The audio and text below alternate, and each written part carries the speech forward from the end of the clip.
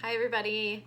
Today is Sunday the 26th of April and I'm back and we are going to go over just a few beginner stuff because I've had actually quite a few people in the past couple weeks now ask me more about tarot and how do you learn tarot? How do you interpret the cards? What is tarot? Like really I'm actually loving it. People want to know more. So I love that. So I wanted to go over a few things that I used when I first started showing interest in tarot and like how to interpret the cards and how to, because a lot of it's not just a matter of like knowing what the cards mean and then interpreting them. You also have to have kind of your own inner intuitive skills. Like it's really not for everybody. So you really need to connect with the cards, as woo woo as that sounds, as always, but if it's not something if you can connect with, it might not be your jam. So feel it out first. Just get a deck of cards. Like you can get them really cheap on Amazon or wherever you want to get them. And just feel it out first. But if it's something that you really want to learn more about, the first thing you can do is, I have one of these starter decks. Oh my God, what are the odds are that I picked it up on my card, which is the Hierophant? I cut the deck and it's the card that came up. So these starter decks are actually really cool because they will tell you the meaning of the card in upright. So if it lands like on the table upright, reversed, aka the shadow side of the card. So like the positive or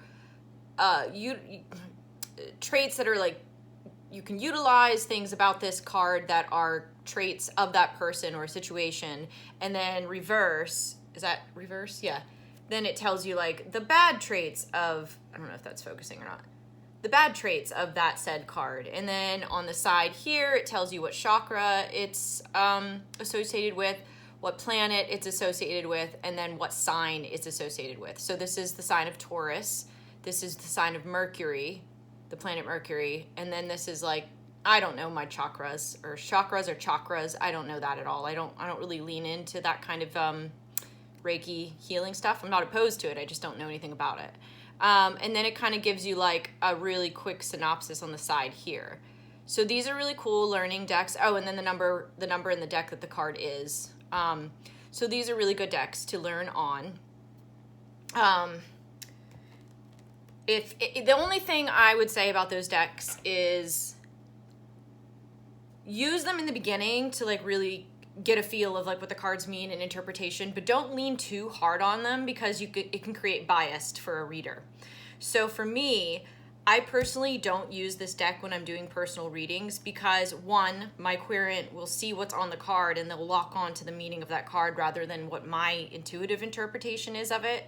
And secondly, it can bias me. Like I may see what it says on the card and it may, even if I'm not trying to, it might subconsciously alter what I originally, my original gut instinct was on what the interpretation of that card was. So these cards definitely can lead to bias and can kind of influence you or sway you in a certain direction because of the literature that's on them. And like, that's not in stone. That card means what it feels to you, but it's a good starting point if you have no idea what the cards mean at all, at least to like educate yourself on the actual card and what it is.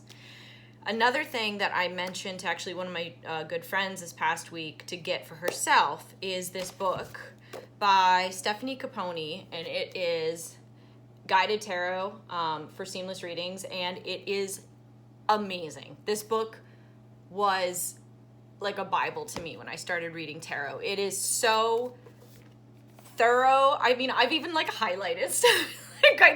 Listen, when I dive deep, I dive deep. When I have an interest, I hyperfixate. Everyone that knows me knows that about me. So like, when I like something, I invest. And so anyways, this book like goes over every card and takes it to an upteenth degree, way more flawlessly, seamlessly, and unbiased compared to like these cards.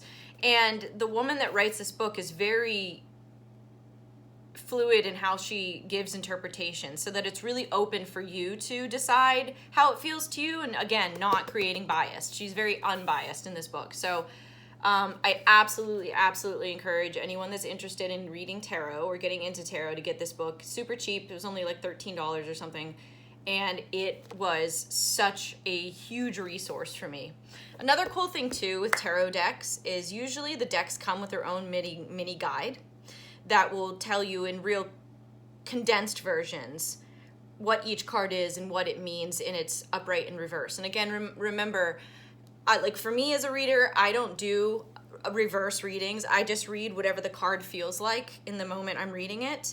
But some tarot readers will say reversed or upright, which means, again, if the card falls on the table and you look down on it and it's upright as you look at it, then that's the, I don't know, in generalized terms, the positive aspects of that card. It's the good side of that card.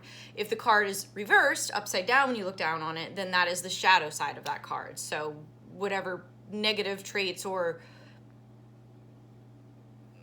I don't know, without putting too much emphasis on negativity, just the shadow side of that particular card, you know, like what it could mean to you. Like, oh, this means that, you know, normally this card means this, but when it's upside down, it means you need to work on this, or you need, so however you interpret it. And this book will help guide you through that if you are interested in doing reversal readings. Again, in tarot community, it's a hit or miss on whether people read reverse or not. I don't. I just read what I feel the energy is telling me in that moment. I don't get caught up in the, if the card's sideways or catty corner or, you know, 90 degrees, like come on, that's a little, for me, that's a little extra. Like, just read it how it feels to you. Don't worry about how the fucking card landed on the table. That's just me. Anyways, enough about that.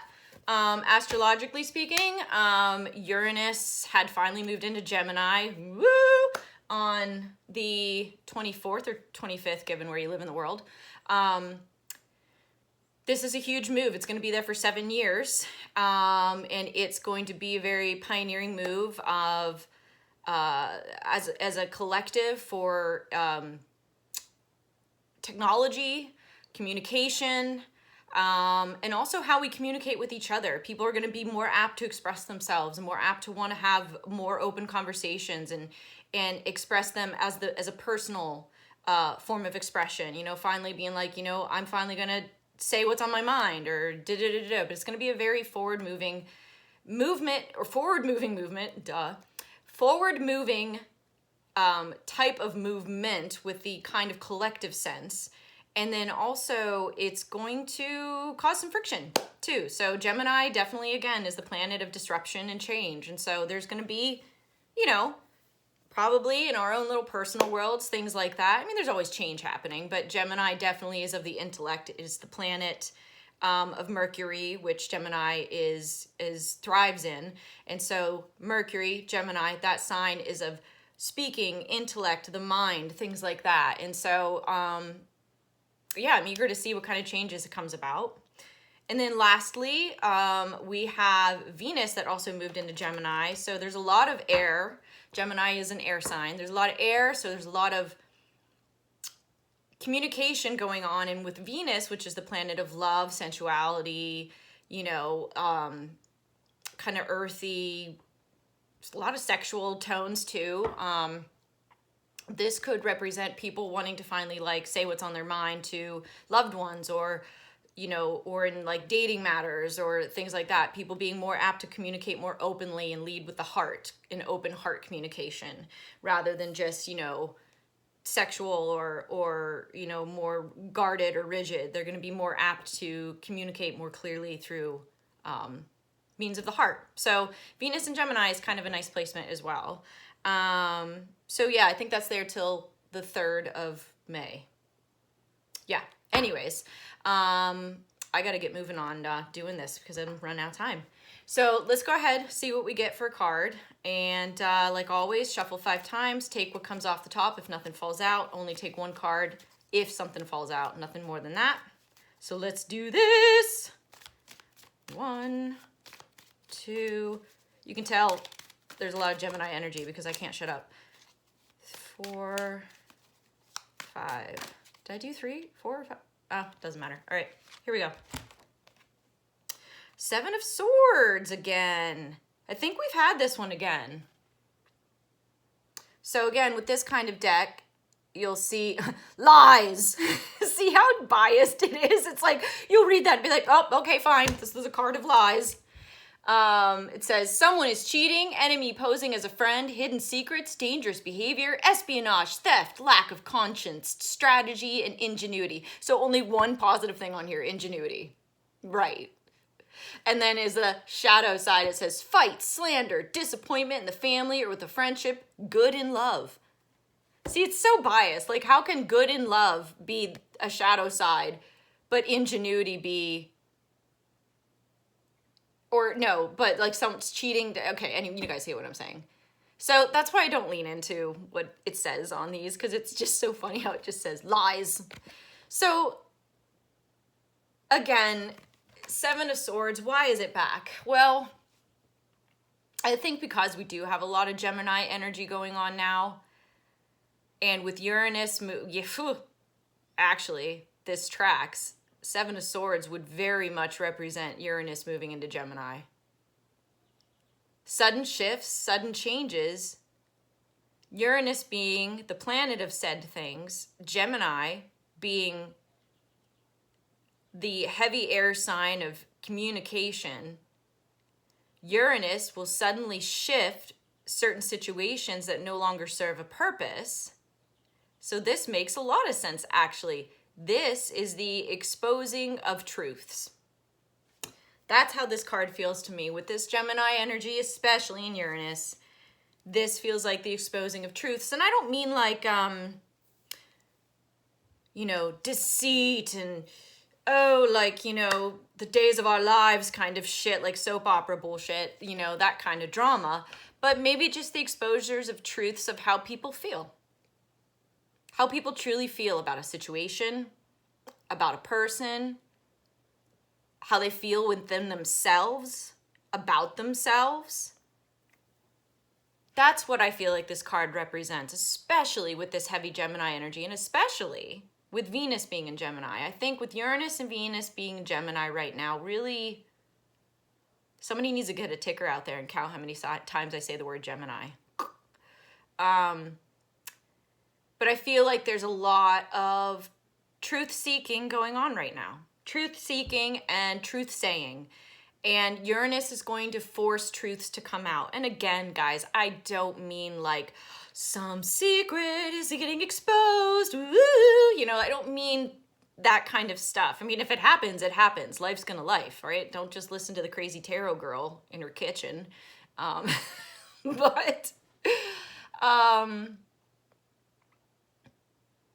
Yeah, I really feel like truths, people saying what's really on their mind and on their heart, is really the theme here. And again, it doesn't mean that someone's going to get hurt or devastation is going to happen. So again, these cards are ridiculous when they're like, lies, I tell you. But it could mean... I don't know, guys. Sometimes that saying is very, very applicable when the truth hurts. Truth can hurt, but it can also heal. Truth can divide, but it can also bring people together. Truth can cause discomfort, but can also be really comforting. And they all can happen in one swoop. It can be discomforting, but then you're comforted after you settle into understanding it. It can be hurtful, but then you get clarity because it sheds light on something you couldn't see yourself. It can be, deceit, yes. But again, there's so many variations to what truth comes from and looks like. So it isn't a doomsday, something bad's going to get revealed kind of thing. It's more just settling into the truth, accepting the truth, or speaking your truth. All of those are good things. It's just a matter of how you approach it, how you feel about it, and how you're willing to accept or do something about it. And that can be really uncomfortable. But I think we are entering an era of change that's for the better collectively. And it's high time we all stop lying to ourselves about things we deny, things we don't want to face, things that we, try to avoid. I mean, and these are things that, take time and experience and maturity and especially emotional growth. And that does not just happen overnight. We're all evolving emotionally and we continuously will do it. It does not ever stop.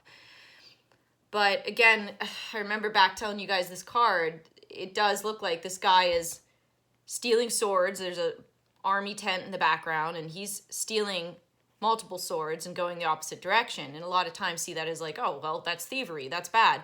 I see this card as a card of pragmatism. Is that a word? Being pragmatic.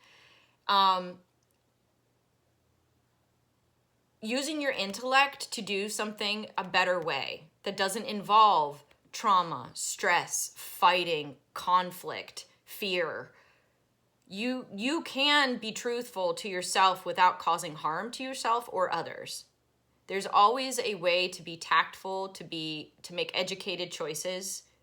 It involves, though, emotional maturity, which is something I have found a lot of people lack. And I don't mean that as an insult.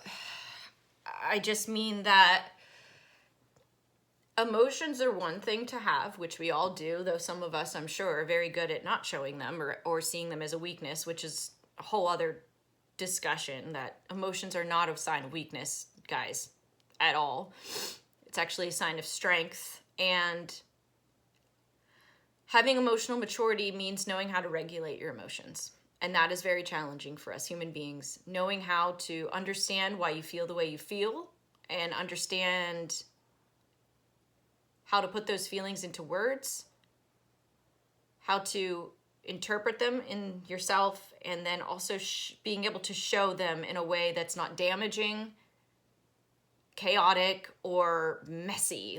And there's gonna be days, we will be messy. We're humans, emotions are messy. But having the strength to understand how to regulate them and to apply the tools to regulate them takes years of practice and experience, and a lot of times external help like therapy, sometimes even medication, support groups, and or maybe changing your friend circles. Maybe there are people around you that aren't helping you emotionally mature and they're actually keeping you going the opposite direction. So, like I said, it's just a lot of those things have to do with the intellect, Gemini energy, and being able to articulate, maybe I should stop talking now. We'll wrap this up now. But being able to articulate how you feel about something, someone, a situation, yourself, in a way that is calm, makes sense, is grounding, and is healing. Because the world is full of crazy sharp edges, even more so than ever right now, and full of misleading information, and in a lot of cases, lies. Yes. And we have to take it upon ourselves to know how to differentiate between truth and lies. And that comes from within, knowing how things make you feel and your intuition and your gut. So this really tracks, being that Uranus just moved into Gemini. Now is the time, guys, to speak your truth. Be honest to who you are within yourself. Be honest to everyone around you. And be honest to the people and the company you keep. Maybe you got to switch things up. Maybe you got to tell somebody how you feel. Maybe you got to be honest with yourself, or all of the above. But now is the time, because Gemini is going to be pushing that envelope for the next 7 years. And it's going to be a fast change and disruptive sometimes. So buckle up, kids. Be honest to yourself. That's all you can do. Love you guys. Bye.